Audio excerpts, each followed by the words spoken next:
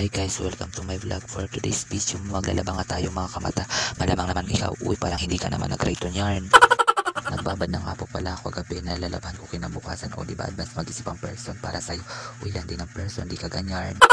Habang naglalaba nga pala ako, naalala kita, uy landi talaga ng person, di ka ganyan. Ayun na nga, naalala ko nung bata pa kami, naligo kami sa ilog kasama namin nanay namin. Malamang naman nanay mo, uy, huwag kang ganyan.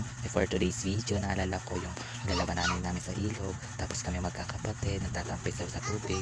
Yung palang pinaglalabahan ng damit namin, pinagliliguan, doon pala naliligo yung baka ikaw na yung para sa akin. Uy, maganda ng person, huwag kang ganyan. Ayun na nga mga kamata, naalala talaga kita, Cherry.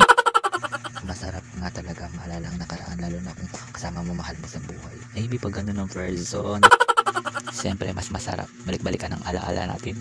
Uy, for the malungkot ang person, alam mo ba naman may jowa, Cherry? Ito na nga mga kamata, tapos na nga ako magbanlaw. Malamang naman ikaw, uy wag kang ganyan. For today's video, habang nagda-dryer ako, naalala na naman kita, Cherry.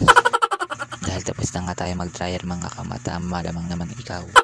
Ito na nga mga kamata, sinasampay ko na nga yung mga damit, malamang naman ikaw.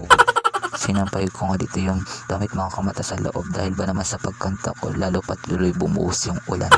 Dahil patapos na nga po pala ako dito magsampay mga kamata, na isip-isipan ko naman po lumabas para masilayan si ano. Uy wag kang ganyan for today's video. Ito na nga mga kamata, nasa labas na nga tayo.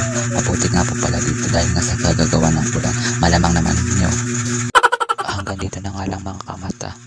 Ingat po kayo dyan.